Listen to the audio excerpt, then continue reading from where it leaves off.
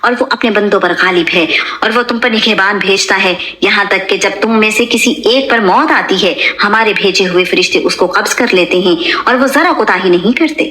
پھر وہ اللہ تعالیٰ کی طرف لوٹائے جاتے ہیں جو ان کا حقیقی مالک ہے۔ سن لو، حکم اسی کا ہے اور وہ سب حساب لینے والوں سے زیادہ جلد حساب لینے والا ہے۔ آپ کہہ دیں، تمہیں خشکی اور سمندر کی تاریکیوں سے کون نجات دیتا ہے؟ تم اسے گڑ گڑا کر اور چپکے چپکے پکارتے ہو۔ یقیناً اگر اس نے ہمیں اس سے نجات دے دی تو ہم ضرور اس کا شکر ادا کرنے والوں میں سے ہو جائیں گے۔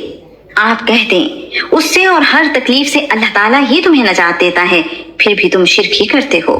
آپ کہہ دیں، وہ اس پر بھی قادر ہے کہ تم پر تمہارے اوپر سے یا تمہارے پاؤں کے نیچے سے کوئی عذاب بھیج دے یا تمہیں گروہوں میں ملا دے اور تم میں سے بعض کو بعض کی لڑائی کا مزہ چکھا دے۔ آپ دیکھیں ہم آیات کو کیسے پھیر پھیر کر بیان کرتے ہیں تاکہ وہ سمجھیں۔ اور آپ کی قوم نے اس کو جھٹلا دیا ہے حالانکہ وہ حق ہے۔ آپ کہہ دیں، میں تم پر کوئی نگہبان نہیں ہوں۔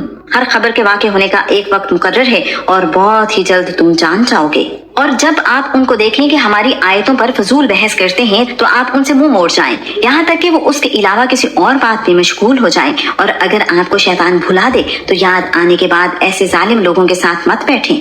اور ان لوگوں کے ذمے نہیں ہے جو بچتے ہیں ان کے حساب میں سے، لیکن یاد دہانی ہے تاکہ وہ بھی بچ جائیں۔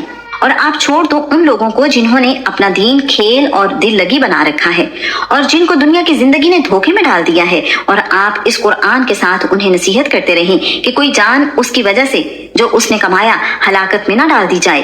اللہ تعالیٰ کے سوا اس کے لیے کوئی دوست اور سفارشی نہ ہوگا، اور اگر وہ فدیہ دے ہر فدیہ تو بھی اس سے نہیں لیا جائے گا۔